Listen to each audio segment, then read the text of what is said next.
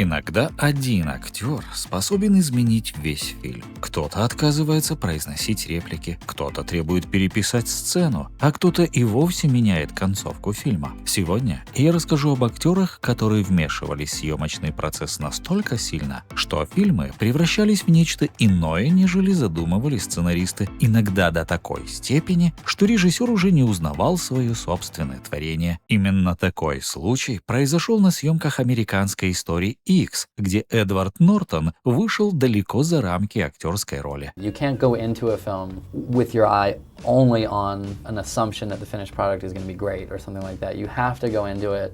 Он переписывал диалоги, менял акценты в сценах и даже добавлял новые эпизоды. Например, сцену, где его герой рассуждает об угрозах для общества, Нортон написал сам. Он также настоял на расширении драматической линии между Дереком и его братом, чтобы показать не просто путь раскаяния, а внутреннюю борьбу героя, рвущегося вырвать брата из той жизни, в которую сам его втянул. Все это режиссер Тони Кей еще как-то терпел, но когда дело дошло до финального монтажа, ситуация вышла из-под контроля. My vision of the film never made it to the screen because Edward Norton, the actor, was permitted by the producers to edit and alter the film. Нортон убедил студию позволить ему собрать свою версию фильма на 20 минут длиннее, с большим количеством философских сцен, замедленного ритма и акцентов на эмоциональные монологи. Именно эта версия и вышла в прокат. Кей, лишенный контроля над фильмом, пытался снять свое имя из титров и заменить его на псевдоним Хамильтон Бюргер, но гильдия режиссеров США отказала. Он даже подал в суд и потратил сотни тысяч долларов на кампанию в СМИ, заявляя, что Нортон украл у него фильм. Но было поздно. Студия уже сделала ставку на имя Нортона.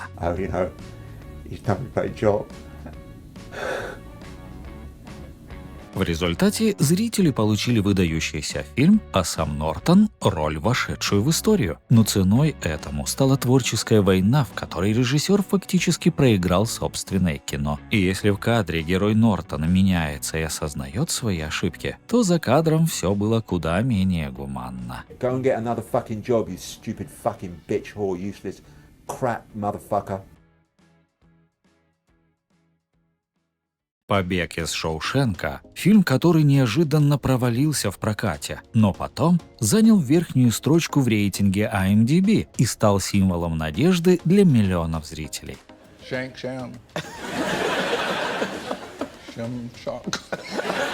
История о заключенном, который, несмотря на годы несправедливости, не потерял веру в свободу, трогает до сих пор. Но мало кто знает, что один из самых сильных моментов фильма – финал – мог выглядеть совсем по-другому. И изменился он благодаря Моргану Фримену.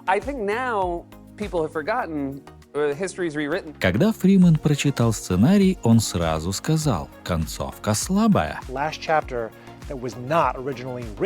Yes, the last scene on the beach. По первоначальной задумке, его герой Ред, выйдя на свободу, должен был сидеть на пляже и играть на губной гармошке, подаренной ему Энди. Все это сопровождалось бы камерным тихим финалом, мол, вот он, акт свободы, вот символ дружбы. Но Фримен был категорически против. Original script ended with Red on the bus.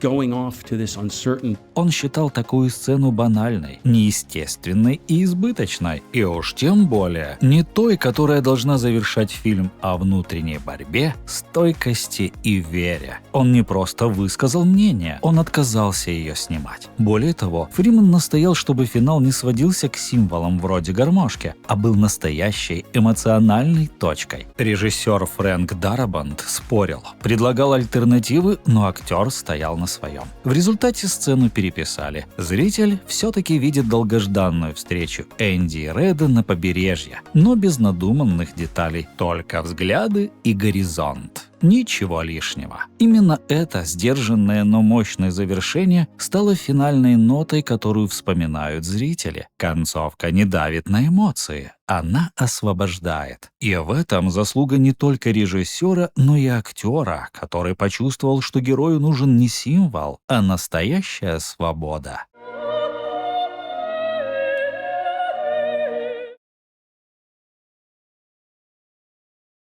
«Пьяный мастер 2» — фильм, в котором Джеки Чан снова играет народного героя Вон Фэй Хуна, способного превращать алкоголь в оружие. Это продолжение культовой ленты «Пьяный мастер» 1978 года, которая сделала Чана звездой. Okay, not bad. Но за кулисами сиквела развернулась совсем другая история. Не о боевых искусствах, а о борьбе за творческую власть. Официальным режиссером стал Лау Ка Люн, мастер классического боевого кино. Your kung fu is pretty good. Young man, you're not too bad yourself. Но Чан с самого начала чувствовал, что их взгляды не совпадают. Ему хотелось дерзких, реалистичных сцен, а не изящных постановок с тросами и эффектами. Чан хотел, чтобы каждый удар чувствовался как настоящий. Он буквально превращал съемки в изнурительные испытания. Сцены боя могли оттачиваться неделями. Это привело к творческому конфликту. Чан начал переписывать сцены, сам ставил хореографию, а вскоре и вовсе добился увольнения режиссера, чтобы самому завершить съемки. Но на этом споры не закончились. Чан настаивал, чтобы алкоголь в фильме не выглядел как сила, которой стоит восхищаться. Он переживал, что молодые зрители могут воспринять пьяный стиль буквально, как оправдание для реального пьянства, а не как часть киноязыка и боевой хореографии. You must show the audience more. What is kung fu? Drink a lot of alcohol. You get drunk. How can you fight? It's not drinking. It's the mental. После того, как Чан фактически взял режиссуру на себя, Лау Ка Люн не стал сидеть сложа руки. В том же году он поспешно снял собственную версию продолжения «Пьяный мастер 3». Фильм вышел без Чана и, по сути, оказался тенью оригинала. Собранный в спешке, без звезды, он быстро провалился в прокате и исчез с радаров. А вот версия Чана осталась, как эталон жанра и одно из самых впечатляющих боевых полотен в его карьере. Знаешь, я бы еще хлебнул. История любви между Домиником Торетто и Летти – одна из немногих эмоциональных опор всей франшизы «Форсаж». Но в первой части она могла закончиться, не успев начаться. По изначальному сценарию планировалось клишированное любовное противостояние – Доминик Торетто, Летти и персонаж Пола Уокера Брайан. Типичный ход – 2 мужчины, 1 женщина и, конечно, ревность на фоне ревущих моторов. Но Мишель Родригес быстро поняла, что не готова играть роль трофея. Ее героиня не девушка на заднем сидении, а часть команды, часть мира Доминика. И идея, что она могла бы бросить своего парня, харизматичного лидера с улиц, ради милашки полицейского, показалась ей просто абсурдной. «Вы не понимаете, как такие девушки живут и кого выбирают», — объясняла она. Мишель была готова уйти с проекта. Несмотря на то, что тогда ее карьера только начиналась. К счастью, на ее стороне оказался Вин Дизель. Он не только поддержал ее видение героини, но и помог отстоять перемены в сценарии. Именно с этого началось настоящее партнерство, которое со временем стало душой франшизы. И пусть фильмы все больше напоминали супергеройские блокбастеры, история Летти и Доминика оставалась одной из немногих вещей, которая все еще держала эту безумную вселенную на колесах.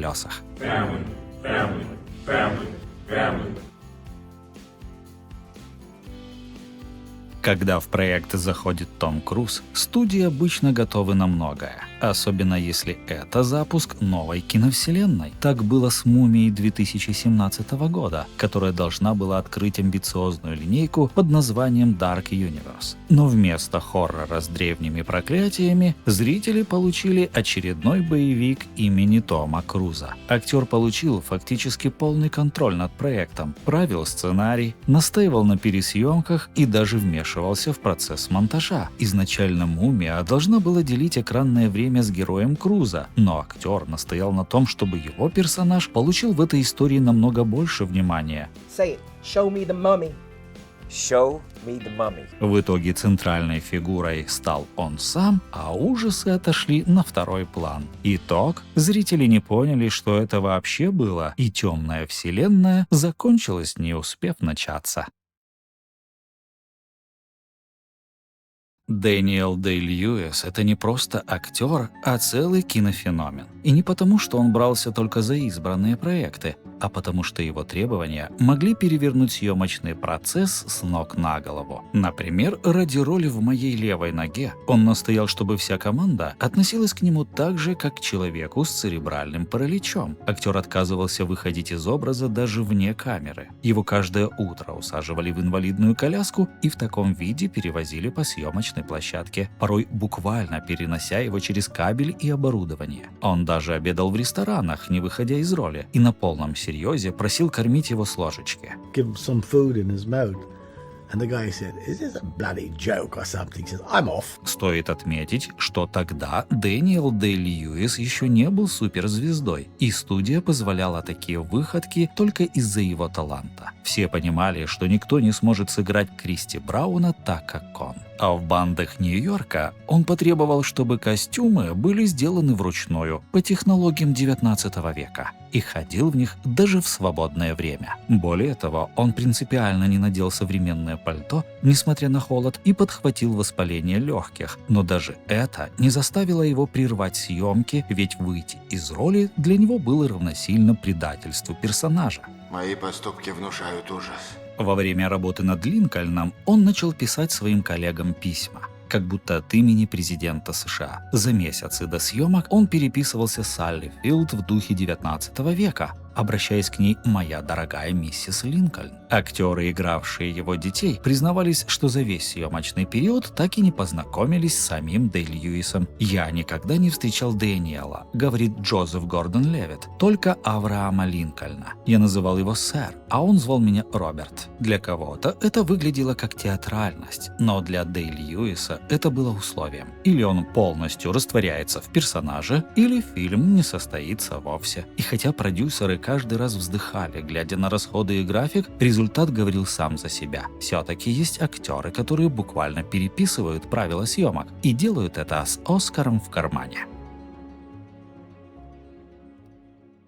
«Поцелуй вампира» — это фильм, который стал культовым не благодаря сюжету, а благодаря одному из самых безумных перформансов Николаса Кейджа. Его герой — офисный работник, постепенно сходящий с ума и уверенный, что превращается в вампира. По сценарию, в одном эпизоде он должен был просто съесть что-то отвратительное, вроде сырых яиц. Но Кейдж сказал: «Нет, это не отвратительно, это банально». Он предложил заменить яйца на настоящего таракана. Не муляж, не бутафорию, самого, что ни на есть живого. Режиссер Роберт Бирман сначала пытался отговорить актера, но тот настаивал, мол, если герой теряет связь с реальностью, это должно быть видно не только в игре, но и в действиях. В итоге сцену пересняли дважды, потому что первый дубль не понравился Кейджу. И да, это значит, что он проглотил не одного, а 2 тараканов. Но и этого ему было мало. Николас пытался убедить команду привести на площадку живую летучую мышь, для того, чтобы она укусила его прямо в кадре. Эту идею все-таки забраковали по соображениям безопасности. Но факт остается фактом. Сцены из «Поцелуя вампира», которые сегодня расходятся на мемы, появились не благодаря сценарию, а благодаря абсолютно безумной самоотдаче Кейджа.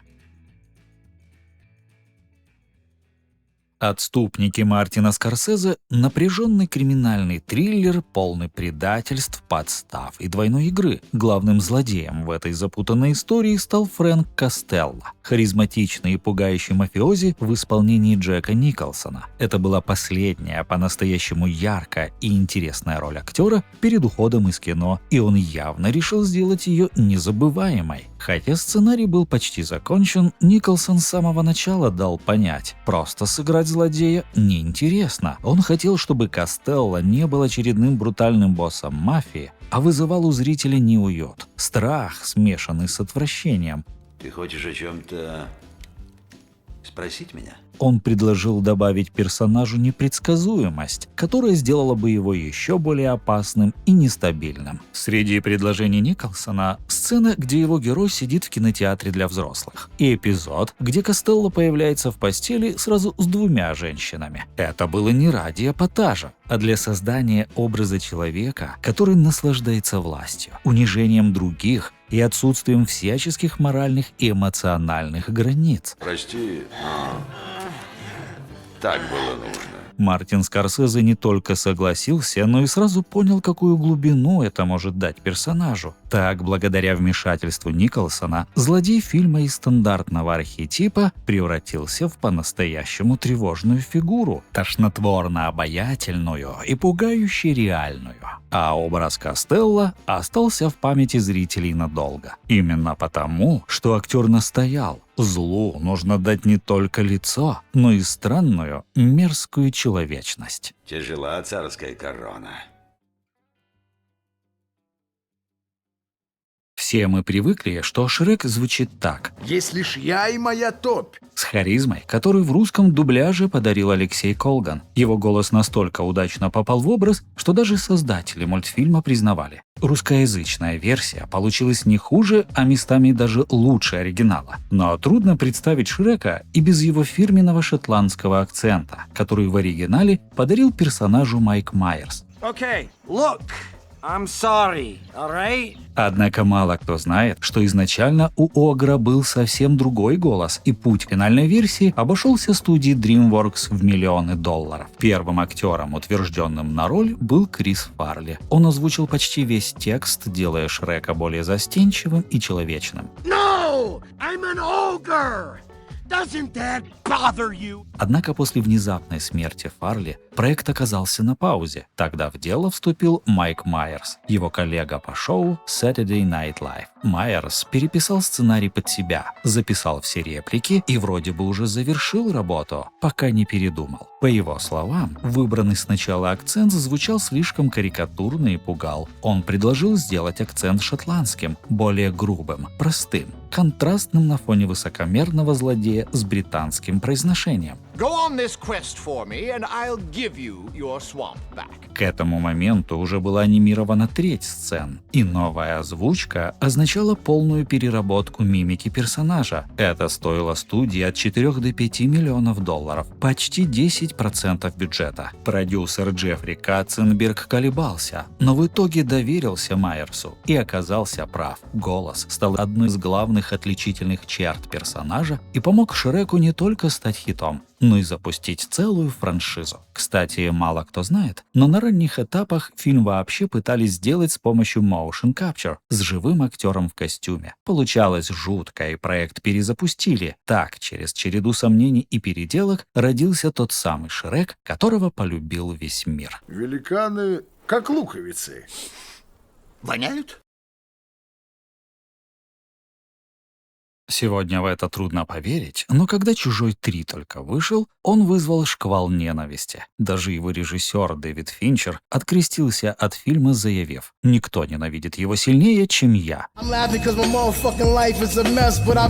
Однако сильнее всего был разочарован не Финчер, а Сигурни Уивер. Она почувствовала, куда все катится еще в начале 90-х, когда услышала, что студия Fox разрабатывает идею «Чужой против хищника». То, что культовая научно-фантастическая франшиза может превратиться в шумный кроссовер, где инопланетяне дерутся как рестлеры, ее откровенно угнетало. «Это меня просто взбесило», призналась Уивер спустя годы. И хотя остановить студию она не могла, зато добилась другого. Настояла, чтобы ее героиня Рипли погибла. Ее прыжок в расплавленный металл не просто финал, а протест. Попытка защитить наследие персонажа. Куда ты лезешь?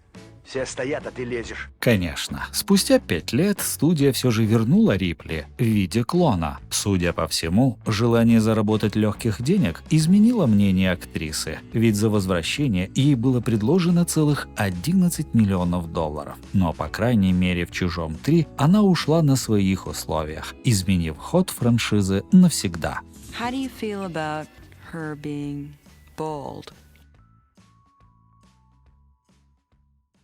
Когда Квентин Тарантино писал сценарий «Криминального чтива», он представлял Джулса, персонажа Сэмюэля Л. Джексона, с огромным афро. Такая прическа должна была резко контрастировать с приглаженными волосами Винсента, которого играл Джон Траволта. Все шло по плану и было четко прописано в сценарии. Оставалось только купить нужный парик. Но вот незадача. Человек, отвечавший за покупку, понятия не имел, как выглядит афро. Он купил парик в стиле Джерри Керл, как будто Джулс только что вышел из парикмахерской 80-х. Любой другой актер мог бы закатить скандал, потребовать заменить парик и вернуть все как в сценарии, но Джексон примерил парик и вдруг понял, это не ошибка, это находка. Он подошел к Тарантино и сказал, вот так он должен выглядеть. Это и есть Джулс. И ведь правда. Без этого нелепо грозного силуэта с блестящими кудрями Джулс был бы совсем не тем. Джексон не просто согласился на случайность, он настоял на ней.